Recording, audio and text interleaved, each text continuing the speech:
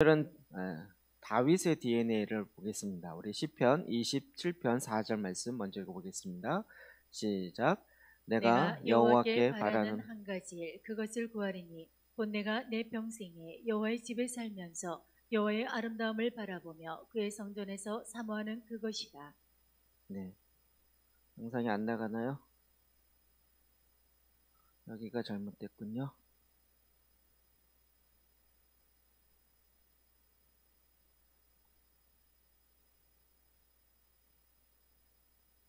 왜 안 될까?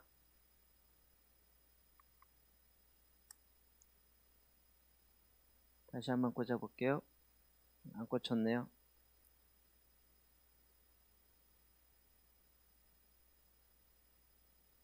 네, 되시나요? 거기서 전환하셔야 돼요. 거기 화면에 나오시나요? 네. 오케이. 됐나요? 네. 자, 사무엘상 22장 1절 2절 하겠습니다. 시작. 그러므로 다윗이 그것을 떠나 아들랑굴로 도망하매 그의 형제와 아버지의 온 집이 듣고 그리로 내려가서 그에게 이르렀고 환난당한 모든 자와 빚진 모든 자와 마음이 원동한 자가 다 그에게로 모였고 그는 그들의 우두머리가 되었는데 그와 함께한 자가 400명가량이었더라. 역대상 11장 3절입니다. 시작. 이에 이스라엘의 모든 장로가 헤브론에 있는 왕에게로 나아가니 헤브론에서 다윗이 그들과 여호와 앞에 언약을 맺음에 그들이 다윗에게 기름을 부어 이스라엘 왕으로 삼으니 여호와께서 사무엘을 통하여 전하신 말씀대로 되었더라. 네. 우리가 지금 DNA라는 것을 하고 있는데 계속 지금 DNA 이 영상이 처음이신 분도 있을 텐데 그동안 했던 영상을 참고하시거나 보시면 좋을 것 같습니다.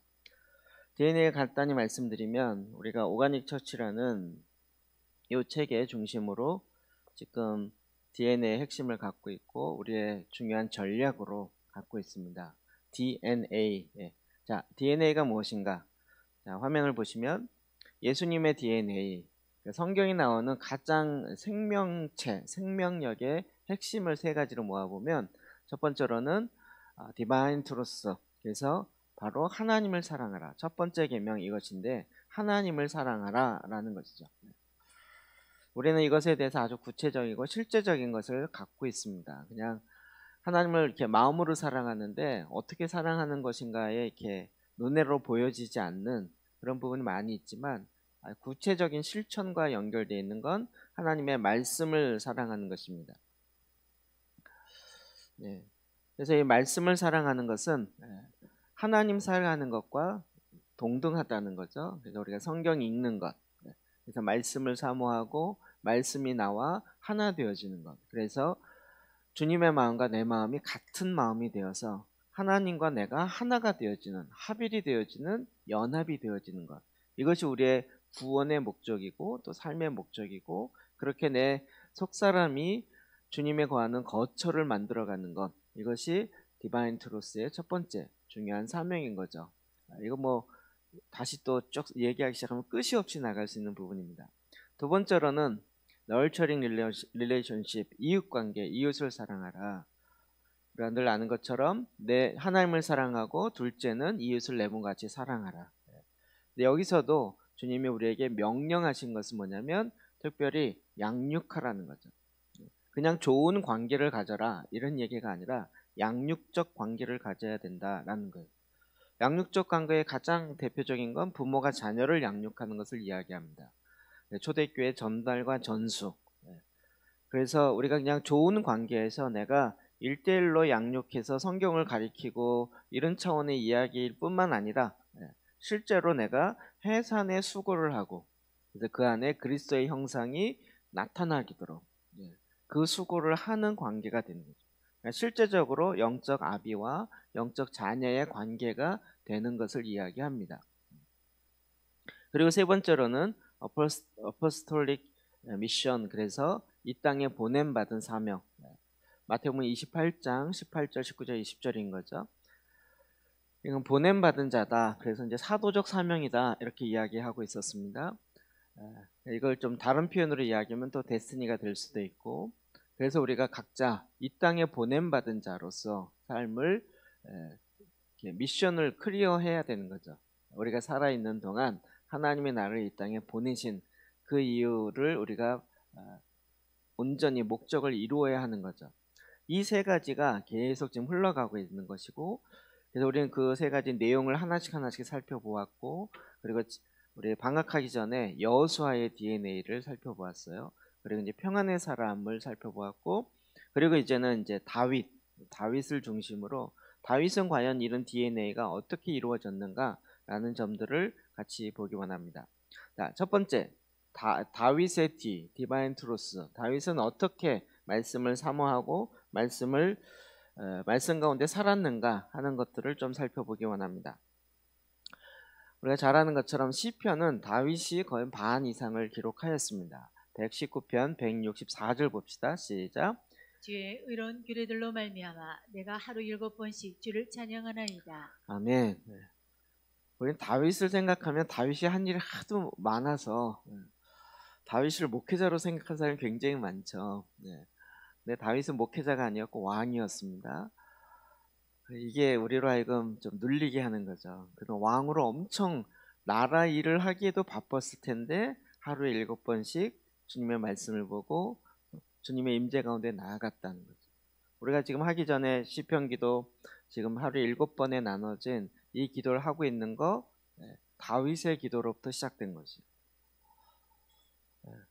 그러니까 지금 이게 뭐 목사님이니까 이거 시간이 많으니까 할 수 있겠지. 목사도 시간이 많진 않습니다. 뭐 수도원에 들어가 있으신 분은 이것만 하니까 하겠지. 그렇지 않습니다. 이것의 시작은 다윗으로부터 시작되었다는 것입니다. 그리고 우리가 이제 책으로 나와 있어서 시편 기도를 하고 있는데 너무 감사하죠.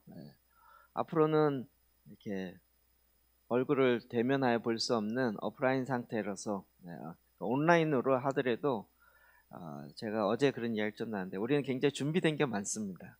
온라인으로도 시편 기도할 수 있고 보혈 기도할 수 있고 충분히 이렇게 할 수 있는 것들이 참 많이 있어요. 또 이제 리더들에게 나눠드릴 건데 할 때 영상에 나온 것처럼 PPT로 딱딱 띄워가면서 할 수 있어요. 우리 청년들이 이미 줌으로 그걸 시작을 했고 잘 진행되고 있더라고요. 그래서 이제 모든 리더들은 그렇게 하셔요. 여러분 할 수만 있으면 더 많은 사람을 같이 하셔도 돼요. 그래서 들어와서 같이 시편기도 하시고 보혈기도 하시고. 우리는 이런 소프트웨어가 너무 많이 있는 거죠. 여러분 싫어하겠지만 이번 금요일날 또 한 권 나올 겁니다. 계속 기도할 수 있는. 그리고 우리가 아까 시편 기도할 때 나와 있었지만 그 시편에 12개 시편이 나와 있고 그 외에 나와 있는 많은 기도 문장들 있죠. 이게 그냥 기록하고 설명하는 것이 아니고요. 그때 영적 아비들이 하나님이 주시는 다윗처럼 성령의 감동에 따라서 주시는 그런 시편에 읽고 거기에 나오는 기도 이런 것들이 내려오는 것을 모아가지고 거기다 놓은 것입니다. 그러니까 이런 내용들도 우리에게 얼마나 큰 도움이 되는지 몰라요. 그러니까 다윗이 이렇게 또 다윗을 보면 하나님을 찬양하고 하나님을 향한 이 열정이 너무나도 넘치니까 없으면 쓰는 거예요. 시편을 써요. 우리가 보통 이제 찬양 고구를 할 때 곡이 자꾸 이렇게 발전하잖아요. 새로운 곡이 나오고. 근데도 이제 그런 부분이 있는 거죠. 전에 이제 찬송가만 있을 때는 주님이 새롭게 일하시는 어떤 것들이 있어요. 뭐 부흥이라든지 이런. 근데 이런 내용이 찬송가는 1880년, 90년 요때 50년대부터 제1차, 2차 각성 때 많이 나오는 그 무디와 생키에 의해서 만들어진 곡이라 그때는 그런 게 핫 이슈가 아니었어요. 그때는 그냥 회중들이 함께 찬양할 수 있는 것 자체가 대단한 거였어요. 그러니까 찬송가는 가장 쉬운 박자로 가장 누구나 다 찬양할 수 있게, 그리고 어떤 건 4절, 많게는 막 12절까지 이렇게 하면서 반복하면서 할 수 있게 만든 것이 그 당시 배경. 왜냐하면 1850년대부터 90년대 사이는 이 콩나물대가리를 아시는 분이 거의 없어요. 다 같이 찬양해야 되니까 아주 짧은 곡조를 짧게 하면서 했던 거예요. 근데 요즘은 어때요? 요즘 젊은 애들은 그냥 랩으로 속사포를 하죠. 뭔 내용인지 알기도 힘들 정도로 막 하는 거예요. 그러니까 이런 사람들이 옛날 법을 하려니까 너무 심심하고 너무 깝깝한 거죠. 그러니까 거기에 맞는 그 스피릿, 거기에 맞는 정신을 새롭게 담아야 돼요. 그러려면 어떻게 해요? 새로운 걸 만들어내는 거죠. 다윗이 그랬다는 것이. 오늘날 다윗과 같이 예배하기 시작할 때 우리에게도 그런 일이 일어날 거라고 봐요. 천성교회는 물론 균형적으로 다 이렇게 골고루 있지만 지금 주님의 다시 오심, 그리스도의 신부, 뭐 마지막 때 이런 부분에 대해서 몇 곡 없어요. 우리가 얼마나 정결해야 되는가, 또 하나님의 집에 대한 이야기, 또 유산의 유업의 회복, 속사람의 성장, 지금 새로운 것들이 자꾸 풀어지는데 이런 내용은 없어요. 근데 우리가 시편으로 기도할 때 그런 그 계시적으로 이런 내용들이 자꾸 우리 안에서도 풀어지는 거예요. 여러분, 이게 진짜 우리가 할 말 없는 건 다윗이 왕으로 그 전쟁에 끊임없이 전쟁 나가서 했던 이 왕인 다윗도 이렇게 하나님을 말씀을 보고 묵상하고 찬양하고 하는 일을 끊임없이 한 거죠. 사실은 반대예요. 여기에 비밀이 있었던 거죠. 다윗이 다윗 될 수 있었던 것은 먼저 디바인 트루스가 됐기 때문이에요. 신성한 진리의 말씀. 그러니까 우리도 사업을 하기 전에 내가 온전한 그리스도인의 사업을 제대로 할 수 있으려면 사업이 잘 되고 난 다음에 할 수 있는 것이 아니라 내 안에 먼저 이 디바인 트루스의 삶이 정리가 돼야 되는 거예요. 학생들도 마찬가지고. 자, 읽었던 실제적인 예는 역대상 14장 8절, 10절, 14절입니다. 또 읽어봅시다. 시작. 다윗이 기름 부음을 받아 온 이스라엘의 왕이 되었다 함을 블레셋 사람들이 듣고 모든 블레셋 사람들이 다윗을 찾으러 올라오매 다윗이 듣고 대항하러 나갔으나 다윗이 하나님께 물어 이르되 내가 블레셋 사람들을 치러 올라가리이까 주께서 그들을 내 손에 넘기시겠나이까 하니 여호와께서 그에게 이르시되 올라가라 내가 그들을 내 손에 넘기리라 하신지라.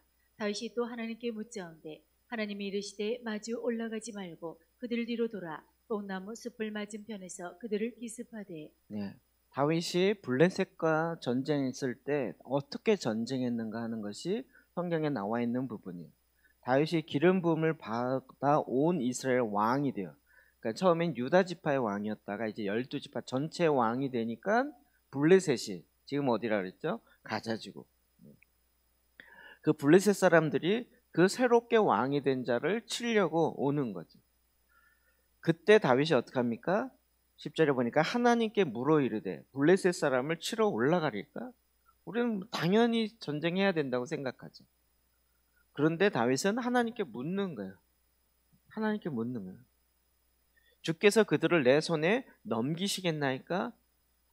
하나님께 물어요. 여호와께서 그에게 이르되 올라가라 내가 그들을 내 손에 넘기리라 하신지라. 넘기리라. 그래서 올라가서 블레셋과 싸우는 거죠. 근데 블레셋이 막 도망가요. 그랬더니 14절에 보니까 또 다윗이 또 어떻게 해요? 하나님께 묻죠. 하나님이 이르시되 이제 마주 올라가지 말고 그들 뒤에 돌아서 뽕나무 숲을 맞은 편에서 그들을 기습해라. 와, 하나님 너무 자세하지 않아요? 뽕나무 숲에 숨어 있다가 그들을 기습해라.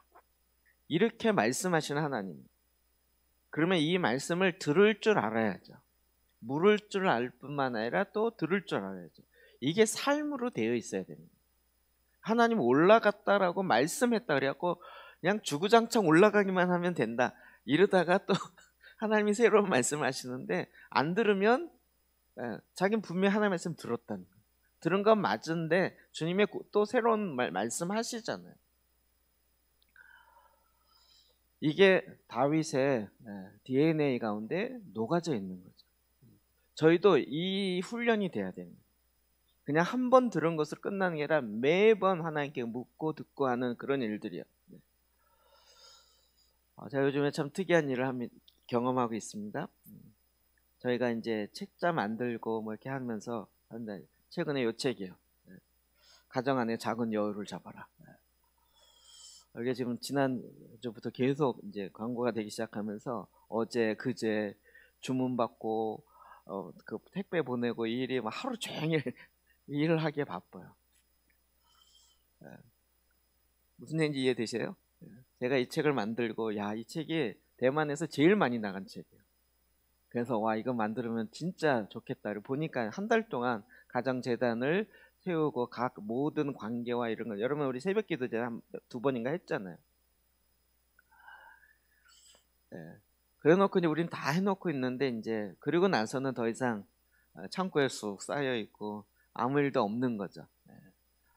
제 마음속에 이거 또 싸우리까 이게 또 올라가리까 다시 하리까 근데 아무 얘기가 없어요. 그래서 이거 어찌하오리까 이러고 있는데 또 하나님이 또 다른 방편으로 일하기 시작하는 거였어요.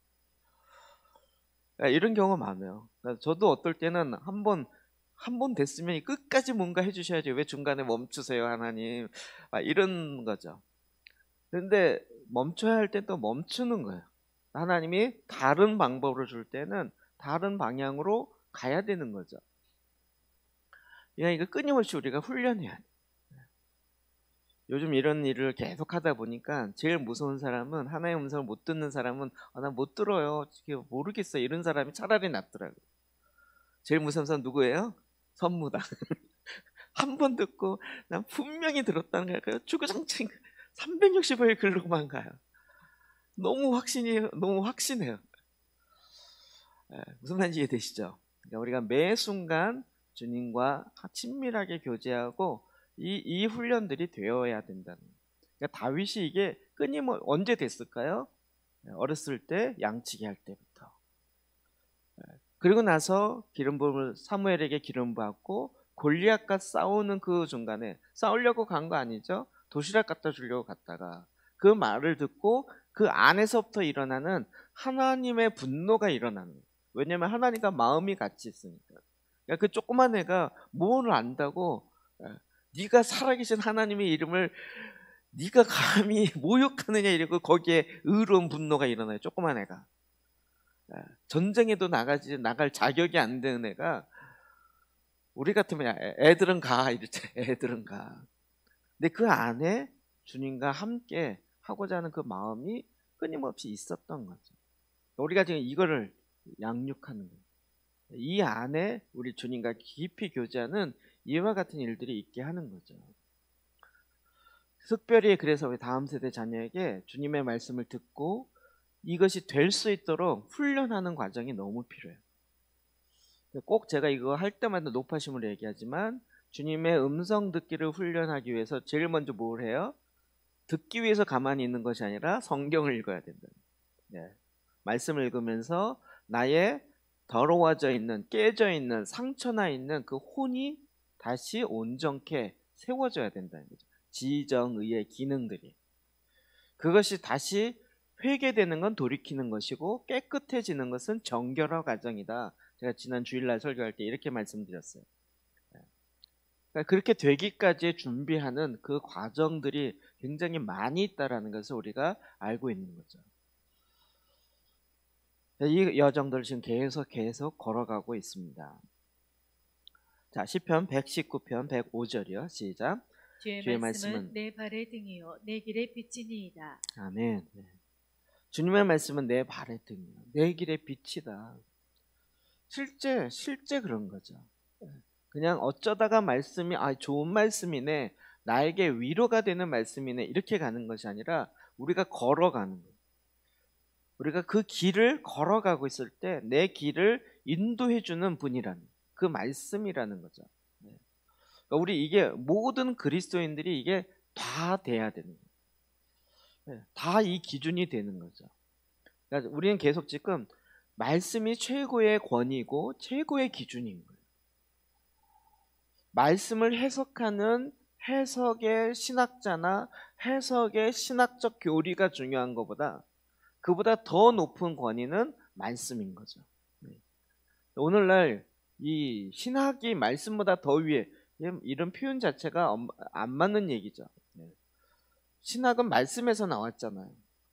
그러니까 신학이라는 건 말씀 아래에 있는 게 맞는데 이젠 거꾸로 신학이 올라가 있는 거죠. 말씀보다 높아진 신학? 이게 참 표현이 웃긴 얘기인데 사실 이게 말씀에 대한 기본적인 이것이 안 돼 있는 거예요. 그러니까 우리는 모든 기준이 우리의 어떤 교단적 입장이나 어떤 내가 자라온 배경이나 이런 것보다 주님의 말씀이 내 발의 등이 빛을 비춰주시고 등대와 같이 이끌어 가시는 거예요. 우리가 그 길로 가는 거죠. 그러니까 다윗은 그 삶을 살았던 거예요.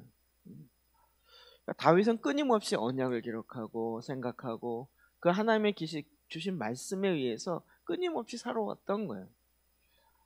이게 다윗에게는 삶으로 그냥 녹아져 있었던 거죠. 참 특이하지 않아요? 여러분, 사무엘도 하나님의 성전을 짓겠다는 생각을 하지 않았어요. 다윗만이 유독 나는 하나님의 성전을 짓고 싶다. 성전, 위대한 건물을 짓고 싶다 이게 아니라 하나님이 임하시는 거예요. 그리고 그가 왕이 되자마자 법궤를 갖고 오면서 그 법궤 위에 다윗의 장막을 치는 거죠. 끊임없이 그 법궤와 함께 하나님의 임재와 함께 말씀의 인도함을 받으면서 평생을 살았던 것이 다윗의 생애인 거죠. 그러니까 정말 늘 항상 언약의 말씀이 앞장서 있었고 그렇게 갔던 거예요. 이게 이제 삶으로 훈련돼 있던 다윗이었죠. 우리도 이제는 이런 훈련이 돼야 됩니다. 자, 두 번째로 넘어가기 전에 아직 실시간 채팅해서 이름 안 올리신 분이 굉장히 많은데요. 여러분 순종이 낫는 것입니다. 이름을 올려주십시오. 안 오실 분은 올려주십시오. 인도네시아에서도 올리고 여러 군데서 올리셨는데 안 오신 분 이름을 올려주시고 가능하면 아예 자기 얼굴 올리시고 자기 이름을 딱 해서 실명을 하는 게 좋습니다. 자, 두 번째 넘어가겠습니다. 그러면 다윗의 널처링 릴레이션십은 어떠했는가? 우리가 사무엘상 22장 1절 2절 또 보도록 하겠습니다. 시작. 그러므로 다윗이 그곳을 떠나 아둘람굴로 도망하매 그의 형제와 아버지의 온 집이 듣고 그리로 내려가서 그에게 이르렀고 환난당한 모든 자와 빚진 모든 자와 마음이 원통한 자가 다 그에게로 모였고 그는 그들의 우두머리가 되었는데 그와 함께한 자가 400명가량이었더라. 네.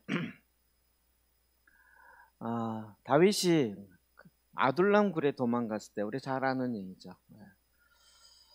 다윗이 아둘람 굴에 있다라는 것을 듣고 그의 형제, 아버지의 온 집 다 그리로 내려가서 그에게 이르렀고 또 환난당하는 자, 모든 자, 빚진 모든 자, 마음이 원통한 자 다 다윗에게로 모이는 거예요. 그래서 다윗은 그들의 우두머리가 되었죠. 그냥 우두머리가 됐다는 건 뭐예요? 책임을 진 거죠. 영적인 부담감을 짓기로 한 거죠. 그렇게 한 사람이 몇 명이었어요? 400명 가량이었더라. 그냥 400명은 나의 쫄개다, 나를 따르라 이랬을까요?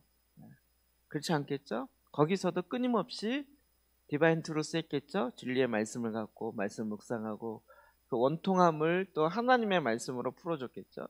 제 생각으로 하나님의 방식 풀어주고 고난의 의미가 무엇인지 우리가 사망의 음침한 골짜기를 다니는 그런 시즌도 있다라는 것 이야기하고 그러면서 여러 가지 그런 내용들을 다 같이 함께 풀어가기 시작했겠죠.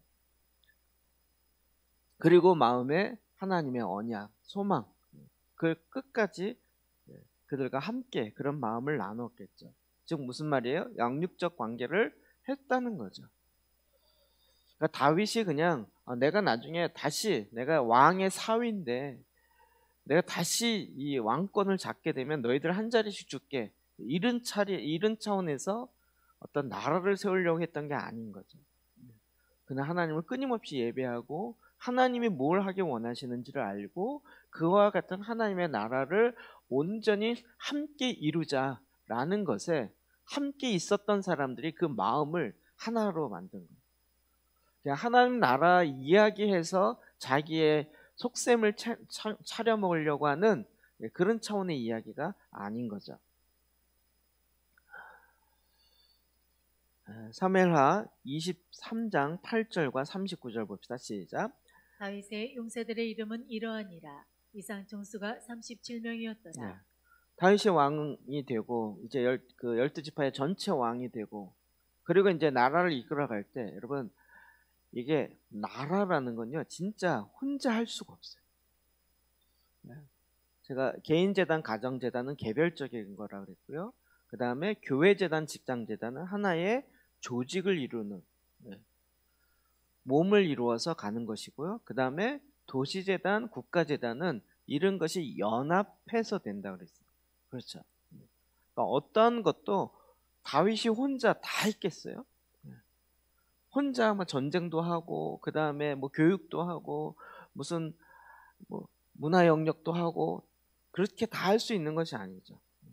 함께 할 수 있는 그 믿음의 사람들을 더 같이 만들어 간 거죠. 다윗의 용사들의 이름이 37명이었더라. 장군들의 이름이죠. 어디서 나왔을까요? 아둘람굴의 400명 가운데 나오지 않았을까요? 저는 좀 그렇게 좀 생각이 들더라고요.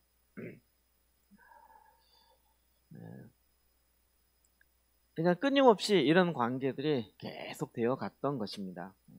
또 이런 걸 보면 신약에서 이런 것이 굉장히 다윗의 이와 같은 접근이 주님께서 하셨던 방법이구나라는 것을 알게 돼요. 고린도전서 1장 28, 29절 봅시다. 시작. 하나님께서 세상에 천한 것들과 멸시받는 것들과 없는 것들을 택하사 있는 것들을 폐하려 하시나니 이는 아무 육체도 하나님 앞에서 자랑하지 못하게 하려 하심이라.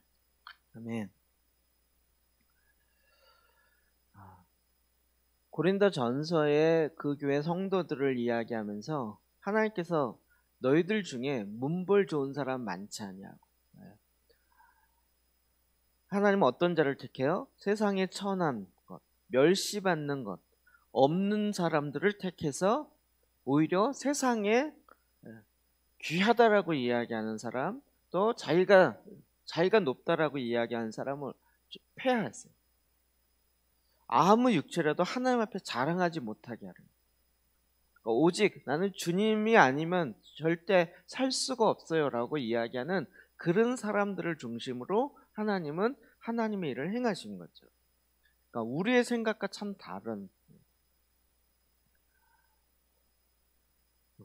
우리는 자꾸 세상적 기준으로 이런 일들을 보려고 그래요. 하려고 그래요. 뭔가 할 때 돈 있는 사람이 있으면 좋겠다. 뭔가 할 때 좀 힘 있는 사람이 있으면 좋겠다. 이런 차원에서 일을 자꾸 세상적인 방법으로 풀어가려고 하는 거죠. 근데 하나님의 방법은 그렇지 않다는 거예요. 그러니까 우리가 주변에, 나도 그렇고 우리 주변에 자꾸 이렇게 힘들고 어려운 사람이 모이는 이유는 뭘까요? 모이는 일은 뭘까요? 이제 아시겠죠? 그들을 통해서 하나님은 아들랑굴에 모인 사람처럼 하나님을 갈망하고 하나님의 열망을 향해서 나아가는 자들을 주님께서 거꾸로 모으시는 거죠.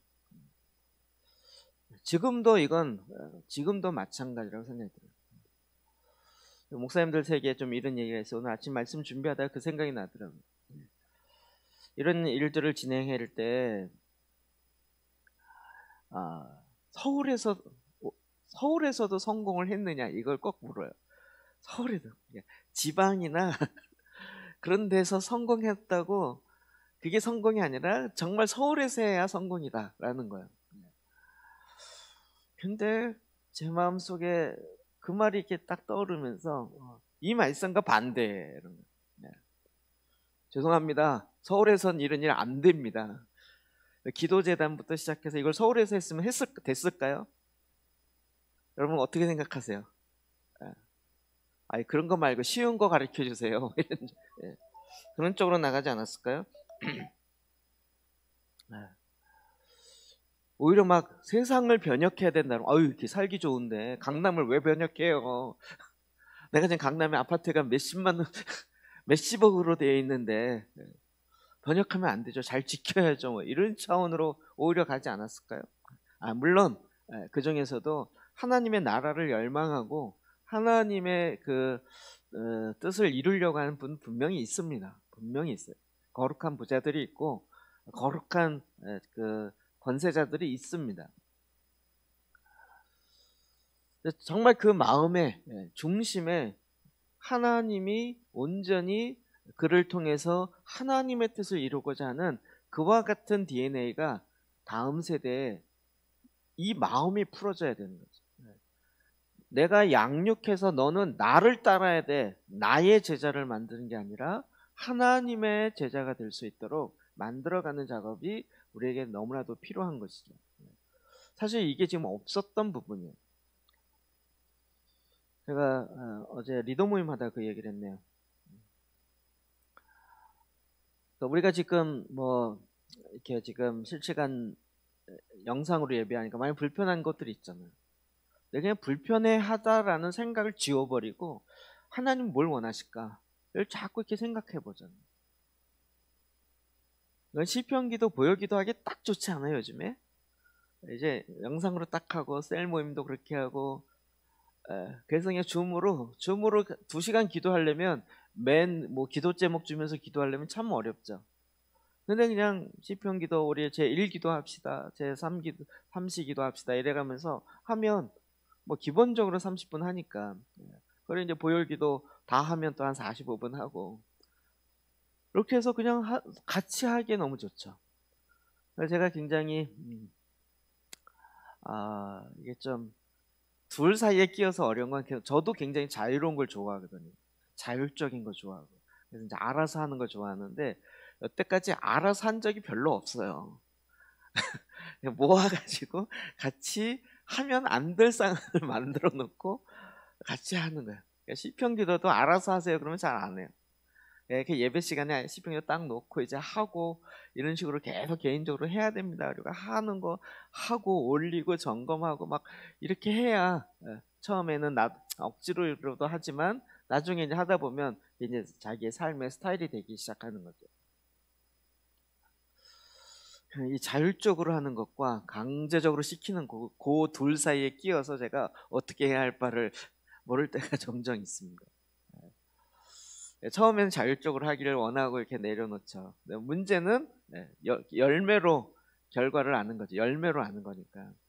자율적으로 했는데 열매가 나타나면 자율적인 게 좋죠. 근데 열매가 안 나타나면 강압적으로라도 하는 거죠. 근데 강압적으로 했는데 하긴 하는데 율법주의가 돼버리면 이것도 문제인 거죠. 그러니까 둘 사이에 이제는 우리 자녀들 양육하는 것과 이건 똑같습니다. 자, 또 마태복음 5장 3절 우리 산상수훈에 나오는 거죠. 앞부분을 읽어볼까요? 시작. 심령이 가난한 자는 복이 있나니 천국이 그들의 것이며. 네, 여기 메시지 성경이 아주 독특하게 표현해놨어요. 그래서 제가 적어봤는데요. 시작. 벼랑 끝에 서 있는 너희는 복이 있다. 너희가 작아질수록 하나님과 그분의 다스림은 커진다. 정확하게 딱 이 표현이 저는 너무나도 마음에 들어요. 벼랑 끝에 서 있는 너희는 복이 있다. 여러분 벼랑 끝에 섭시다. 벼랑 끝에 서 있는 여러분 다이빙 선수가 벼랑 끝에 서잖아요. 이렇게 내려보면 12m 앞으로 떨어져요. 거기 또 이렇게 돌아서 발끝으로 이렇게 서갖고 뒤로 점프하는 경우도 있죠. 쓰는 것 자체가 두렵죠. 쓰는 것 자체가. 근데 벼랑 끝에 서 있는 너희는 복이 있다. 제가 자주 쓰는 거죠. 배수진을 칠 수밖에 없다. 내가 해도 나는 안 된다. 이럴 때는 벼랑 끝에 쓰는 거예요. 내가 안 하면 떨어질 수밖에 없는 그 상황 속에 쓰는 거예요. 그러면 떨어지기 싫어서라도 주님께 매달리게 되고 하게 되는 거예요. 그래서 내가 정말 작아질수록 하나님과 그분의 다스림은 커지는 거죠. 이게 심령이 가난한 자의 표현이에요. 정말 주님만을 향해서 내가 뭔가 할 수 있다라고 생각하는 순간 하나님 의지하지 않아요. 그러니까 다윗은 사실 다윗의 생애를 보면 그가 어렸을 때 그리고 골리앗을 못 치고 난 다음부터 사울 왕에서 쫓겨다녔을 때 여러분 전염병이 돌았을 때 세 가지 중에 하나를 선택하라 그러죠. 하나가 뭐였죠? 제일 첫 번째가 생각나죠. 두 번째가 뭐냐면 광야에 3년 동안 쫓겨다니는 거였잖아요. 근데 다윗이 그 선택 안 하죠. 우리 같으면 선택할 것 같아요. 광야, 멋있어 이러면서 안 해본 사람의 특징이죠. 근데 광야는 다윗에게 있어서는 정말 지긋지긋한 것이죠. 그거 선택을 안 하죠. 그런데 하나님은 오히려 이와 같은 일을 통해서 다윗을 어렸을 때부터 그 성품의 사람으로 훈련한 거죠. 성품의 사람을 훈련한 거죠. 그러니까 우리도 이 고난을 통하여서 하나님의 사람으로 훈련되는 건 기가 막힌 하나님의 일하심이에요. 어제 오늘 새벽에 했던 기도재단 여러분 기억나시나요? 진짜 엄청난 내용들이 이렇게 진행됐어요. 그래서 저는 우와, 그거 제가 만들면서 제 심장이 뛰면서 그랬어요. 왜 우리가 고난에 동참해야 되는지 알 것 같아요. 전에는 복음과 함께 고난을 받으라 이거 우리 수련의 주제였고 이랬거든요. 근데 고난을 받으라가 왜 받는지 모르니까 주먹 딱 쥐고 어쩔 수 없어, 그래 고난 받자 이런 느낌이었는데, 말씀을 이렇게 보면서 이해되면서 그렇구나. 그리스도의 고난에 동참하는 걸 통해서 뭐가 돼요? 내 안에 하나님의 유업이 회복되기 시작해요. 그리고 이렇게 내 안에 그리스도의 본성이 회복되는 걸 사탄이 제일 두려워해요. 우리가 지금 성육신으로 말씀이 육신이 되어서 나와 내가 하나님의 성품에, 신의 성품에 참여하는 자가 되어지고, 그리고 이제는 나를 통해서 하나님의 이 유업이 회복되어지는 것을 사탄이, 그런 하나님의 아들들이 나타날까 봐 제일 두려운 거예요. 우리가 지금 이 일을 함에 있어서 얼마나 사탄이 싫어할까 이 생각하고 고소하기도 하지만 한편으로는 이게 진짜 많은 영적인 공격과 위험이 있을 수밖에 없구나. 더 많이 기도해야죠. 그리고 더 많이 사실은 조용히 하나님의 일하심을 전폭적으로 신뢰하면서 가야죠. 그럼 이것이 실제 우리 안에서 훈련돼야 될 부분이에요.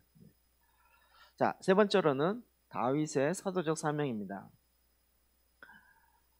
여호수아 15장 63절 봅시다. 시작.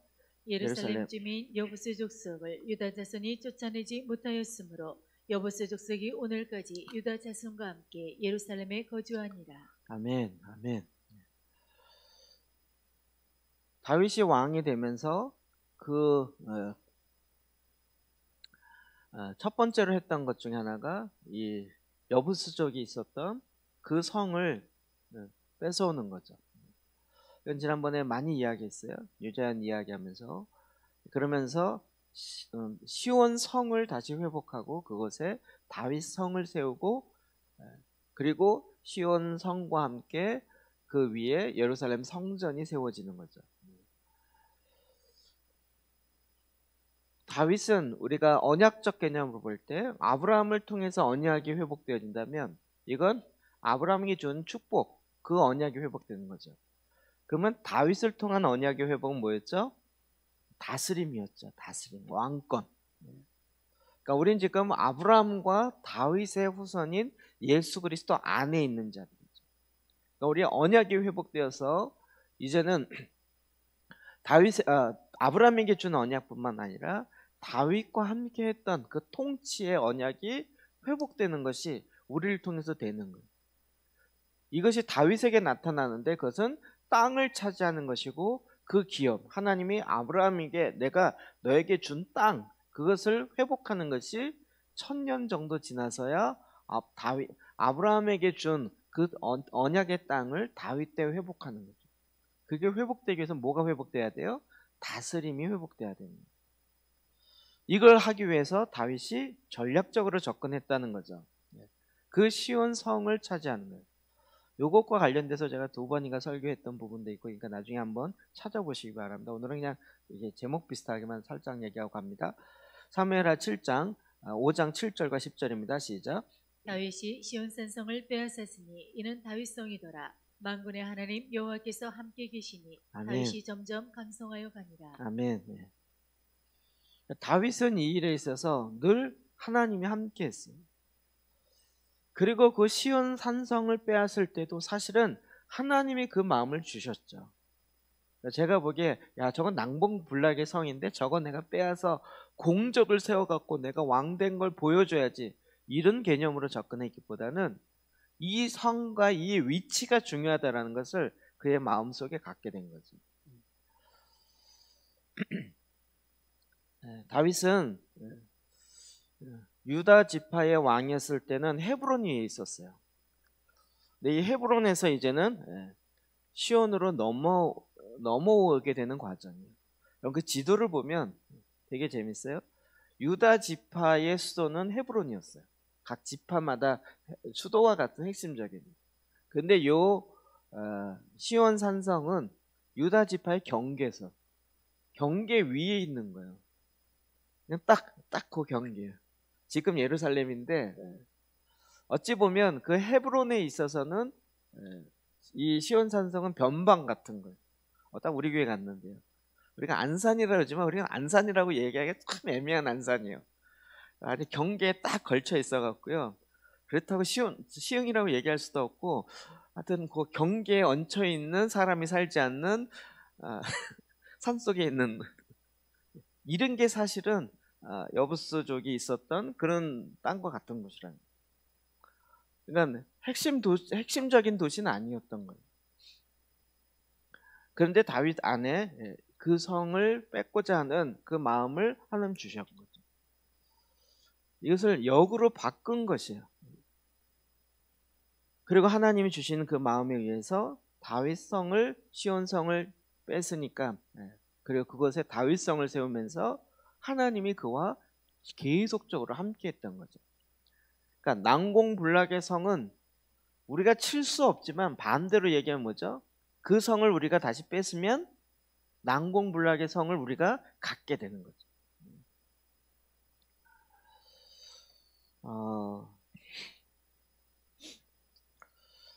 역대상 11장 3절 봅시다. 시작. 이에 이스라엘의 모든 장로가 헤브론에 있는 왕에게로 나아가니 헤브론에서 다윗이 그들과 여호와 앞에 언약을 맺음에 그들이 다윗에게 기름을 부어 이스라엘의 왕으로 삼으니 여호와께서 사무엘을 통하여 전하신 말씀대로 되었더라. 아멘. 네. 자, 지금 이 얘기죠. 헤브론은 유다 지파의 수도였던 거죠. 여러분 올해 예루살렘 이스라엘 갔던 분은 헤브론 갔던 거 기억나시나요? 1차 팀은 못 들어갔다 그러더라고요. 2차 팀은 그 안에 들어갔었어요. 헤브론에 뭐가 있었죠? 아브라함의 무덤이 있죠. 헤브론에. 근데 그 헤브론이 유다 지파의 수도 역할을 했다. 그러니까 다윗이 지금 유다 지파의 왕이 있을 때 어디 있었어요? 헤브론에 있었죠. 굉장히 상징적으로 중요하다는 거 아시겠죠? 그러니까 다윗 자체가 이미 아브라함의 언약의 그 위에 이미 1차적으로 유다 지파의 왕으로 서 있었던 거죠.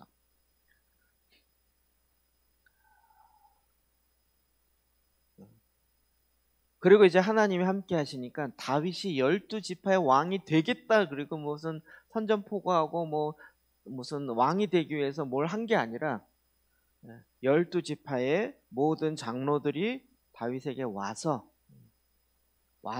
우리의 왕이 되어 주십시오라고 초청하게 되는 거죠. 하나님의 일하심인 것 같아요. 만약에 다윗이 12지파를 다니면서 내가 왕 될 텐데 나 왕 좀 밀어줘, 너도 밀어주고, 무슨 대통령 선거 하듯이 이런 식으로 갔으면 얼마나 우스울까요? 근데 그렇지 않고 하나님의 계획하신 거, 하나님의 뜻하십니까? 이게 자연스럽게 모여진 거죠. 자연스럽게.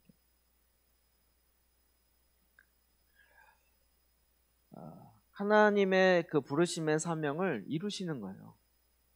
자연스럽게 그것을 이룰 수 있도록 하나님이 허락하신 거죠. 사울 왕이 쫓겨 다니면서 광야에 숨어 다닐 때랑 지금 이때랑 상황 자체가 너무 반전되어 있죠. 왜냐하면 다윗의 부르심에 사명이 있었기 때문에. 뭐였죠? 언약을 회복하여 다스림을, 그 땅을 다 차지해야 될 그가 다윗에게 있어서 그 사명이 있는 거죠. 역대하 7장 18절입니다. 시작. 내가 내 나라 왕위를 견고하게 하되 전에 내가 내 아버지 다윗과 언약하기를 이스라엘을 다스릴 자가 내게서 끊어지지 아니하리라 한대로 하리라. 아멘. 다윗이 역대하 7장 18절, 우리가 잘 아는 건 몇 절이죠? 14절. 계속 연결선상이 있다는 걸 보셔야 됩니다. 내가 내 나라 왕위를 견고하게 하되 전에 내가 내 아버지 다윗과 언약하기를. 이게 지금 솔로몬이 솔로몬 성전을 완공하고 나서 하나님이 나타나서 말씀하시는 거죠. 다윗 이후로는 그 계보가 흘러가는 거죠. 여러분, 왕권이 회복되어지면서 하나님의 일하심이 이게 풀어지는 거예요. 자, 요즘에 되어진 일들 이렇게 보고, 또 이제 아까 그 소개한 책 때문에 이렇게 설교하시는 분들 이렇게 설교를 좀씩 이렇게 들어봅니다. 보니까 이제 요즘 이제 변호사 되시는 분들이 많이 나와서 설교하시고, 또 변호사였다가 목사하시는 분이 나와서 설교하시는 게 많아요. 왜냐하면 지금 법과 관련된 일들이 많이 일어나기 때문에. 그러니까 지금 법을 바꾸려고 하니까, 무슨 차별금지법이라든지 이게. 그러니까 차별금지법이 말이 차별금지법이지 실제 내용은 뭐예요? 차별을 잘못됐다고 얘기하지 못하게 만드는 금지법이거든요. 이게 오히려 차별법이에요. 지금 이 정의당이 이렇게 발의해 놓은 것이 사실을 정확하게 표현하면 차별법이에요, 그게. 그러니까 동성애가 잘못됐다는 말을 못하게 하자, 이런 법이거든요. 그런데 그게 말이 표현이 아주 멋있으니까 모르면 속는 거예요. 속는 거예요. 그런 걸 이제 이게 아니었네, 그리고 이렇게, 죄송한데 목사님들이 막 일어나서 보니까 목사님들이 법을 모르잖아요. 그러니까 어리버리해서 이쪽 영역에 잘 무슨 얘기인지를 캐치를 못하는 거예요. 근데 변호사들이 딱 나와서 이건 이런 겁니다, 저런 겁니다라고 정확하게 얘기해 주니까 그런 거였어, 그러면서 그러면 막아야 되네 이러면서 나오는 거죠. 근데 저는 거꾸로 보는 게 진즉이 변호사들이 그렇게 했어야 되는 거죠. 진즉이에요. 기독 변호인들이 나타나야 되고, 그들이 계속 자기가 변호사 업을 잘해서, 그리고 국회의원들이 진즉이 그런 걸 했어야 되는 거죠. 왜냐하면 그런 걸 하는 주 업무잖아요. 그러니까 우리는 지금 이걸 잘 보셔야 돼요. 여러분, 그 일을 위해서는 막아야 되는 것도 지금 우리 발등에 떨어진 불이지만, 근본적으로 해결하려면 그와 같은 변호인들을 만들어야 됩니다. 그와 같은 국회의원들을 만들어야 됩니다. 그 법은 누가 결정해요? 국회에서 만들잖아요. 그러니까 결국 나중에는 투표 수로 결정되는 거예요. 투표 수로.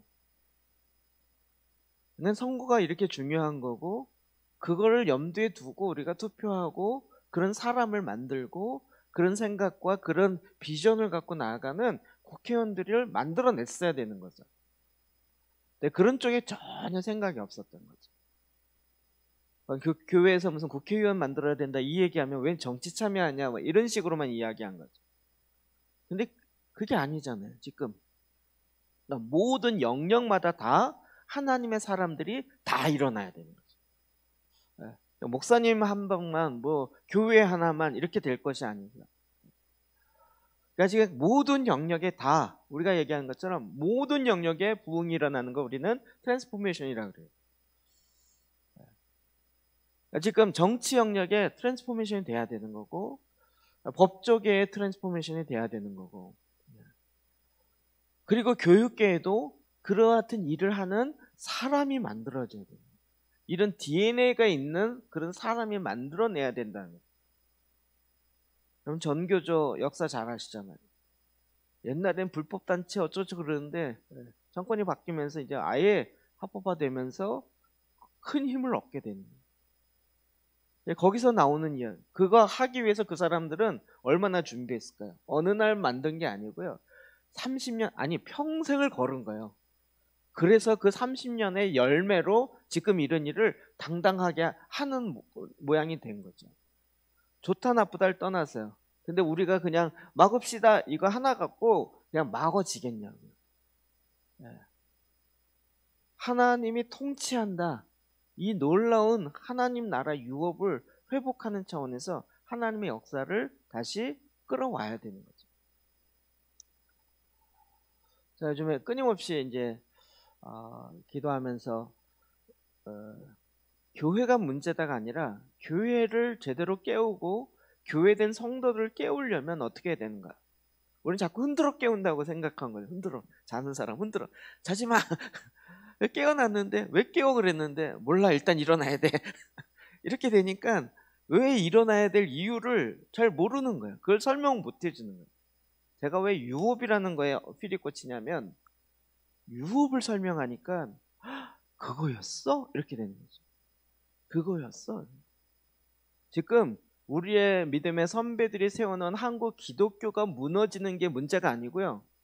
그 다음 세대, 우리 시대에 우리가 해야 될 유업을 우리 시대의 성도들이 모르고 있는 거예요. 지금 한국에 세워진 기독교 이만큼 세워진 거를 더 이상 무너뜨리지 않게 합시다. 이건 유업이 아니에요. 현상 유지는 유업이 아니에요. 하나님이 아브라함에게 준 유업은 뭐죠? 땅을 다 차지하라는 거예요. 그런데 여호수아에 의해서 땅을 다 차지했어요? 못했죠. 그랬더니 그 후대에 나오는 사람들이 사사기로 넘어가잖아요. 우리 믿음의 선배들이 차지한 요만큼 땅 지킵시다. 이게 유업이 아니고 원형, 유업의 원형, 온 땅을 다 내가 너에게 언약의 땅으로 준 것이다. 그 유업을 왜 차지하지 않고 왜 머뭇거리느냐? 아직 차지할 땅이 너무 많다.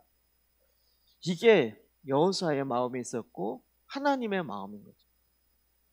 우리가 이 시대에 차지해야 될 하나님의 유업이 무엇인가요?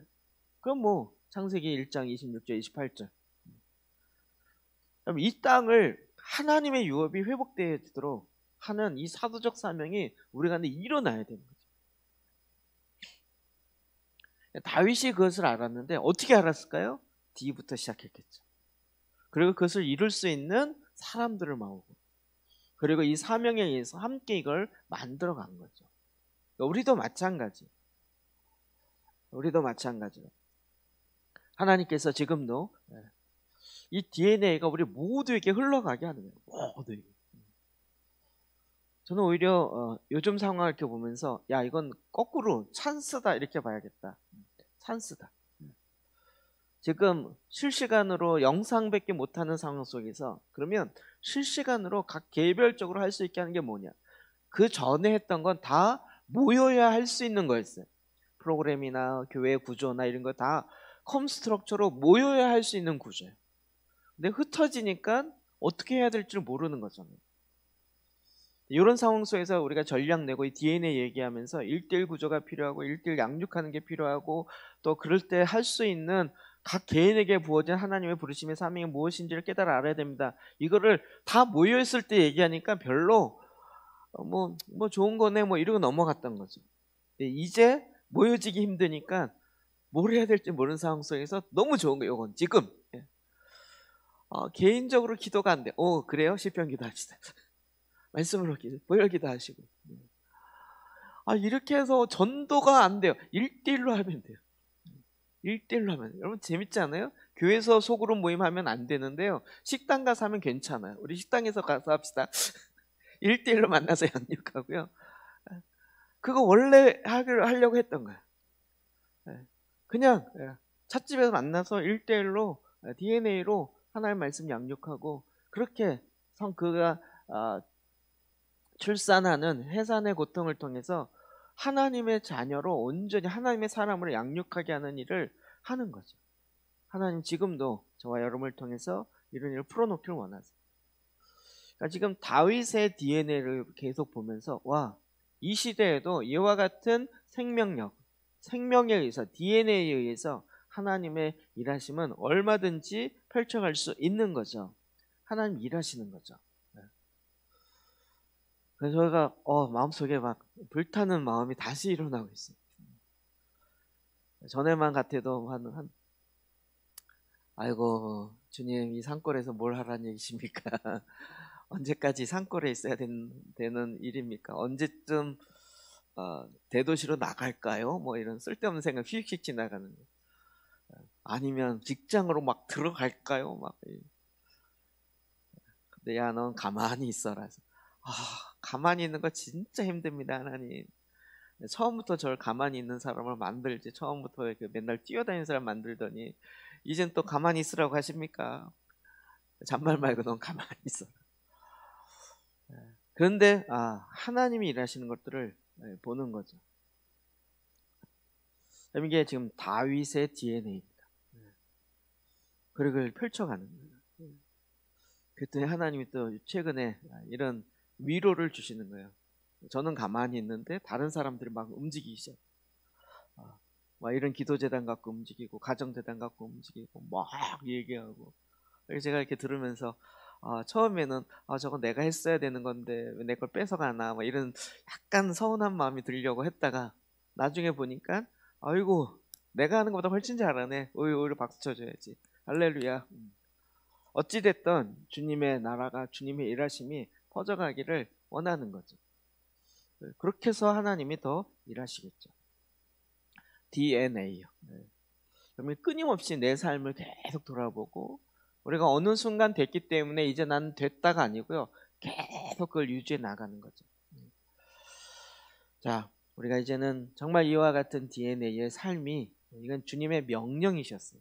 하나님을 사랑하라. 이웃을 내음같이 사랑하라. 땅까지 내 이르러 내 증인이 되라. 제자를 삼아서 양육해라. 가르쳐 지키게 해라. 이 명령에 우리가 순종해야 돼요. 정확한 운동성을 가지고 하나님의 지침을 가지고 지금 우리의 삶의 현장에서 이제 하나씩 움직여 가시기를 주의 이름으로 축복합니다. 우리 같이 한번 기도하십시다. 다윗에게 주어졌던 오늘 DNA입니다. 이 세 가지를 가지고 주님 나의 DNA를 좀 살펴보시기 바랍니다. 우리 지금 D 하나 가지고 말씀을 읽네 못 읽네 여기서 머물러 있을 자들이 아니고요. D와 N과 A가 내 안에 다 온전히 세워지고 흘러가고 오히려 다른 사람들의 출산을 도와줄 수 있는, 그래서 해산의 수고를 할 줄 아는 그와 같은 믿음의 영적 청년으로 아비로 더 성장하길 원하십니다. 우리 시간 같이 함께 하나님의 말씀 의지해서 주님 앞에 나가 기도하십시다. 기도하겠습니다. 하나님 아버지